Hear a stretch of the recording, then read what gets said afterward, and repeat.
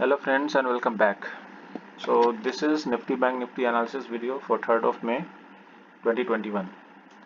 I'll request everyone, those who have not seen our old videos, please once go through it because in those videos मैंने काफ़ी अच्छे से सारे psychological points explain किए हैं and अगर आप वो पुराना वीडियो देखोगे तो आपको आगे की वीडियो और उसके एनालिसिस समझने में बहुत आसानी होगी.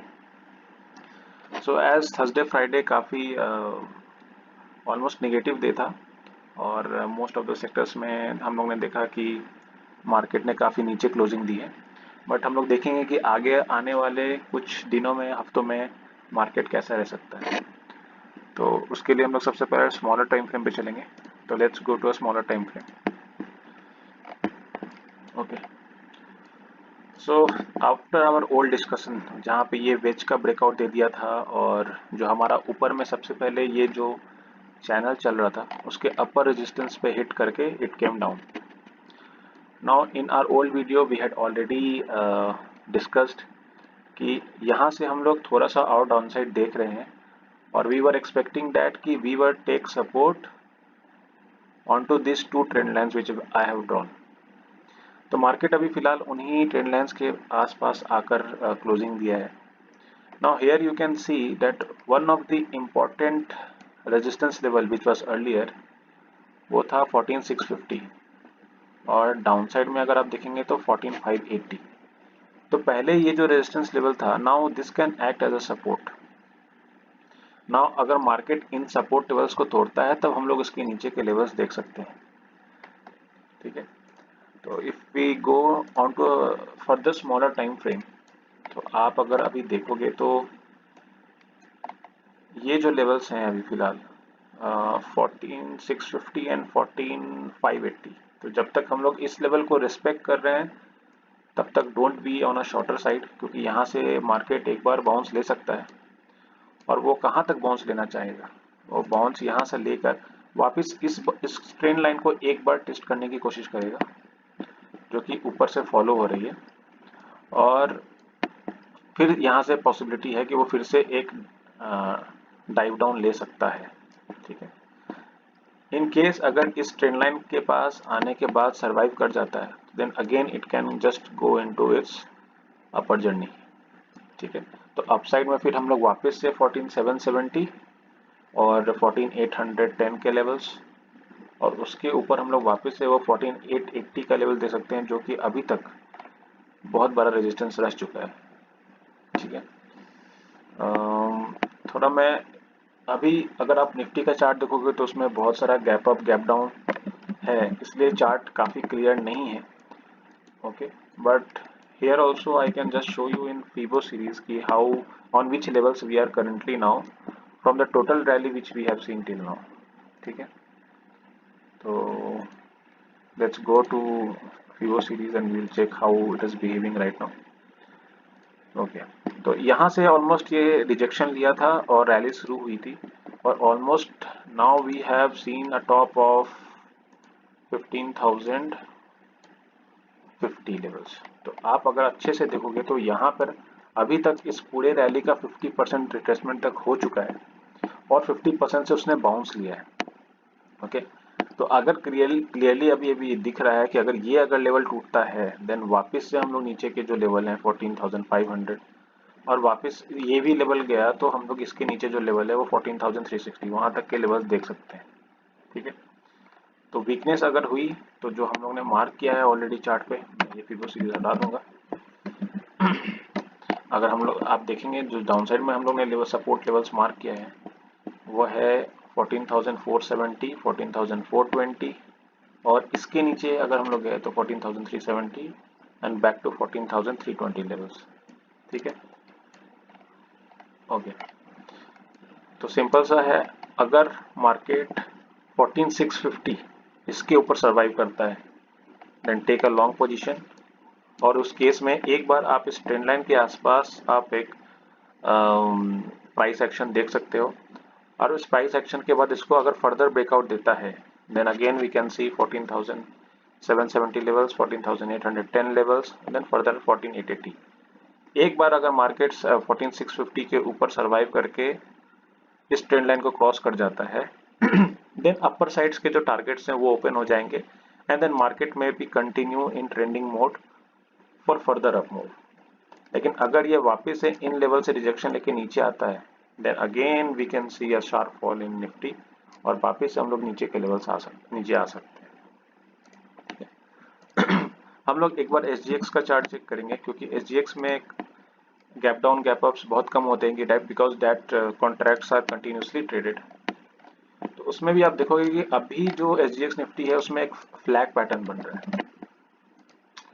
तो फ्लैग पैटर्न और इसमें भी आप अगर मैं फीबो सीरीज अगर यूज करूं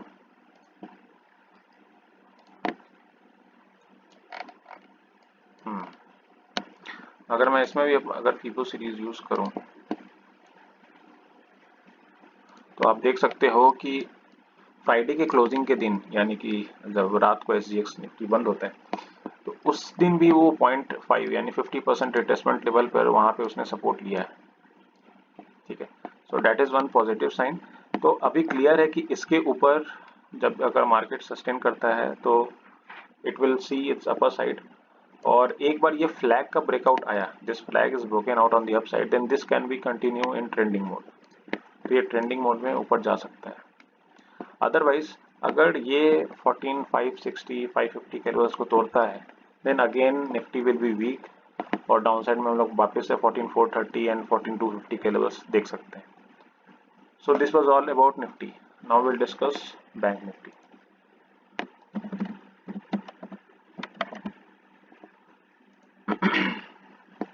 okay, as discussed multiple times Bank Nifty एक आवरली चैनल में कंटिन्यूसली नीचे आ रहा था और उसने उसका ब्रेकआउट दिया। Now this was going into a steep channel और बहुत बार हम लोग ने ये डिस्कस किया है कि जब भी कोई स्टॉक या इंडेक्स अगर स्टीप चैनल में ऊपर जाता है तो it it tries to give a break down and then again retest and then again a break down.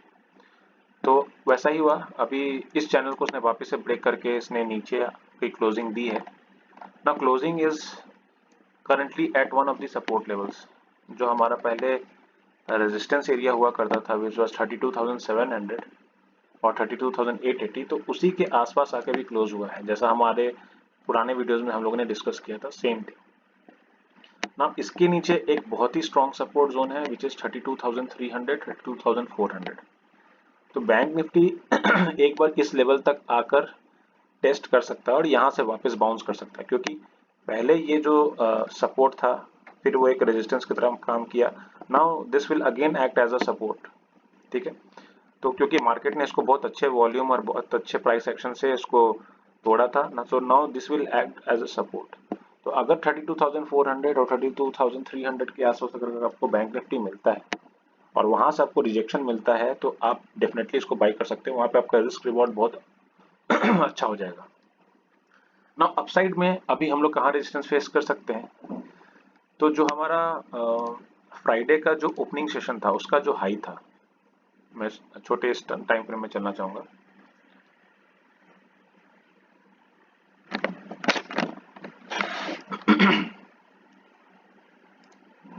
Chart load होने में थोड़ा टाइम लग रहा है।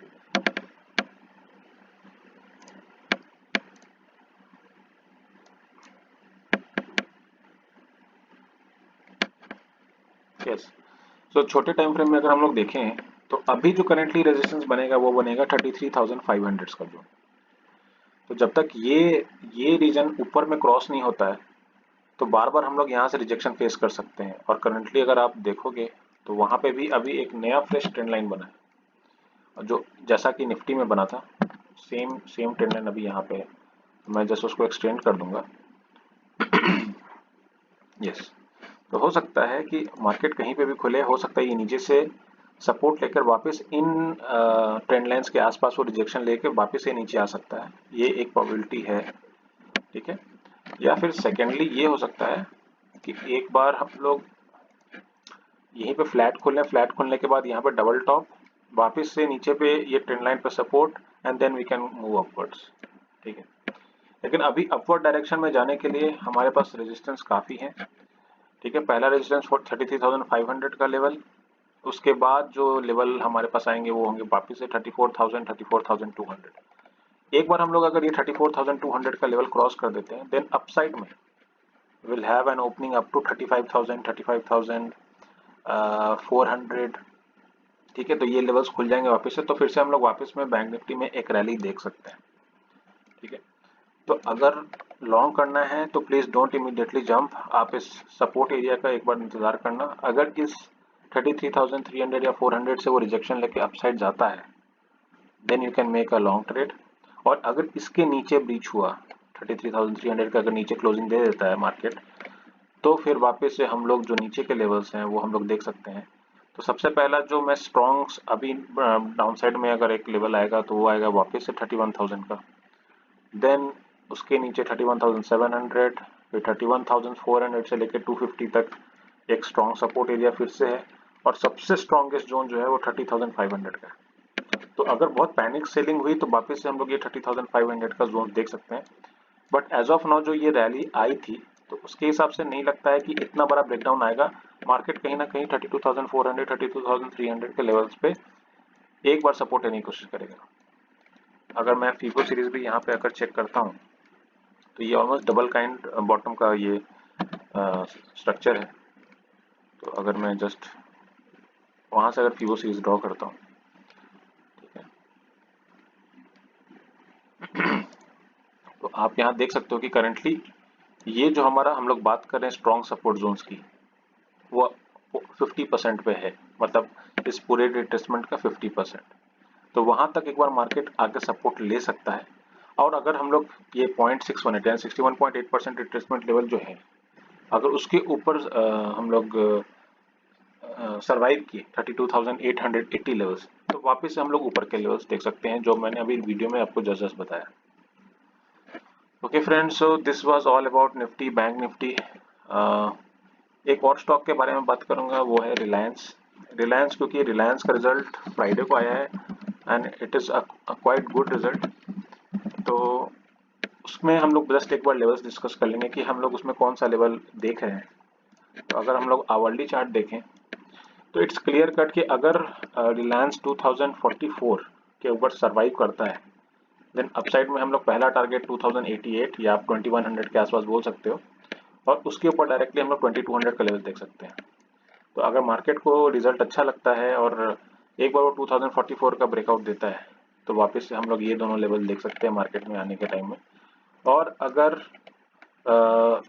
वो वापस से अभी जो एक स्मॉल सपोर्ट एरिया है, जो कि आप ये गैप एरिया देख रहे हो 1975 का, तो अगर ये 1975 का लेवल नीचे में तोड़ देता है, तो वापस हम लोग 1960 1940 और वापस से हम लोग 1900 के जोन देख सकते हैं।